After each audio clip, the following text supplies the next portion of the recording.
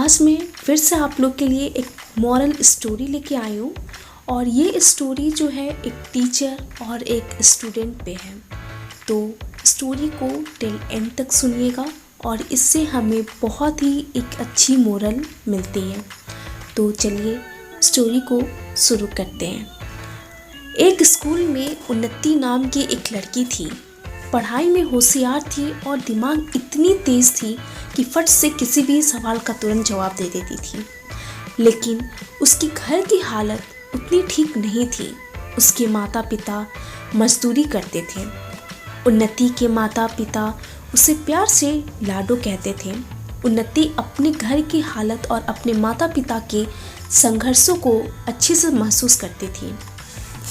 छोटी लड़की और उसके बड़े बड़े सपने।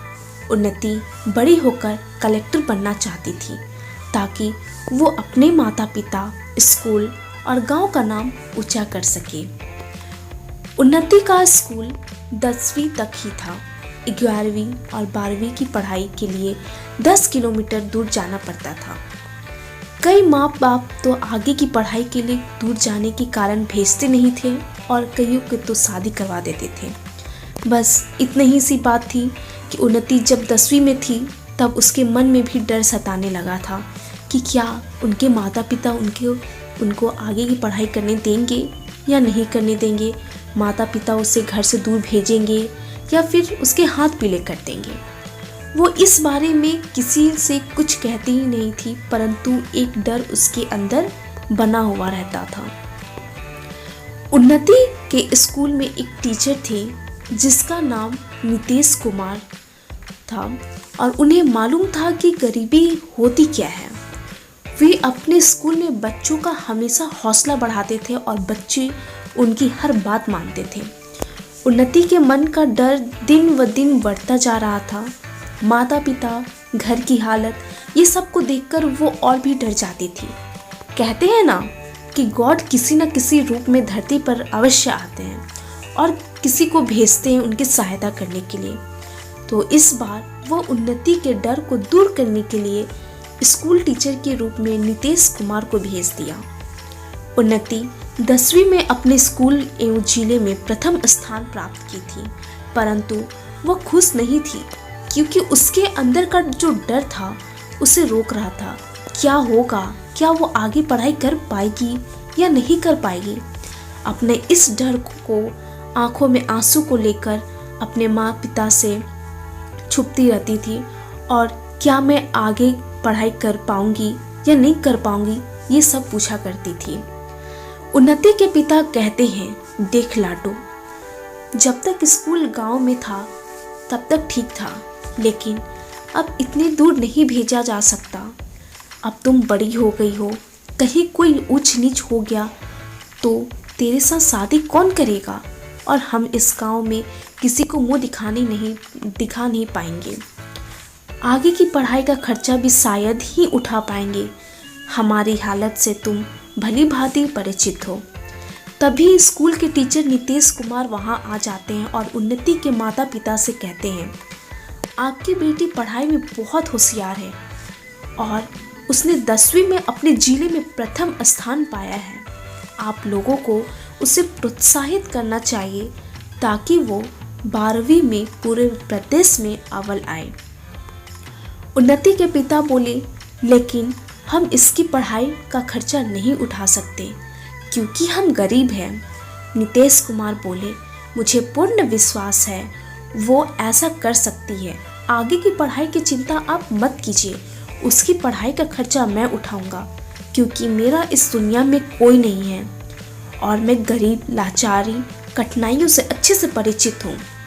मैं इन सभी को महत्व नहीं देता क्योंकि जो इंसान इन चीज़ों के बारे में ही सोचता रहता है वो ज़िंदगी भर फिक्र ही रहता है। इन चीज़ों का मेरे जीवन में कोई स्थान ही नहीं है। मुझे इतना पता है, कर्म करो, बाकी गॉड के ऊपर छोड़ दो।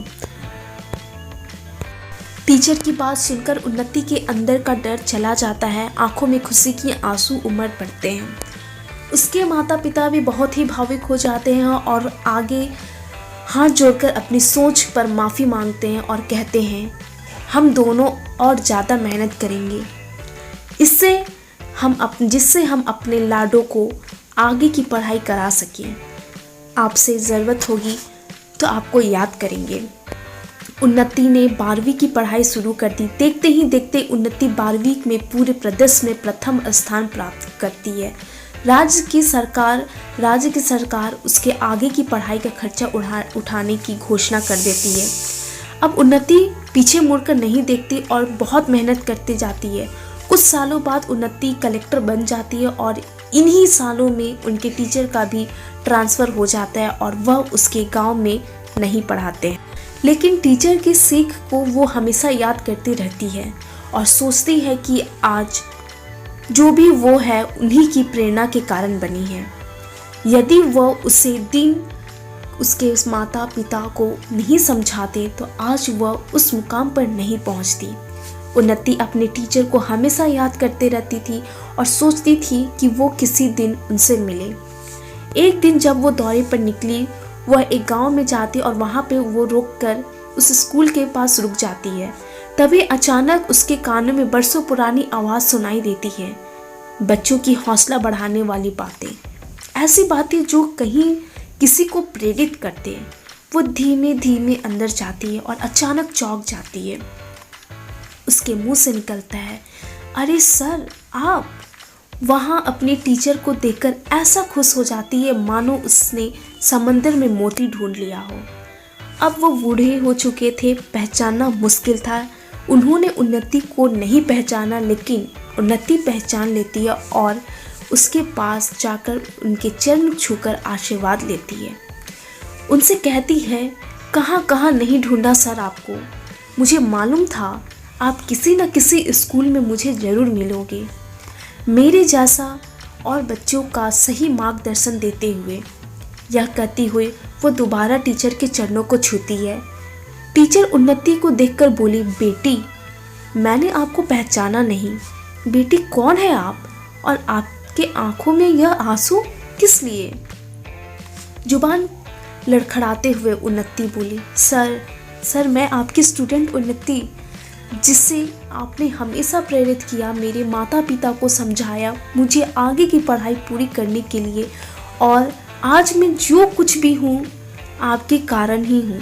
सर मैं आज उस मुकाम पर पहुँच गई हूँ जहाँ मैं पहुँचना चाहती थी। सर मैं कलेक्टर बन चुकी हूँ और आपको मैंने न जाने कहाँ कहाँ नहीं ढूंढा, और आज मुझे आप मिल गए। मेरा जीवन धन्य हो गया आपसे मिलकर सर। टीचर के आंखों में आंसू आ जाते हैं। वो उन्नति को देखकर बहुत खुश होते हैं और कहते हैं, आज तुम जैसा विद्यार्थी पाकर मैं धन्य हो गया। वह उसे ढेर सारे आशीर्वाद देता है। दोनों के आंखों में ढेर सारे आंसू हो जाते हैं। तो दोस्तों, हमें इस कहानी से यही प्रेरणा मिलती है कि जो भी कार्य जो हम करते हैं उसे हमें मन से, लगन से करनी चाहिए। अगर हम मन और लगन से करेंगे तो पूरी कायनात आपके साथ देती है, आपको अपने लक्ष्य पर एक दिन जरूर मिला देती है।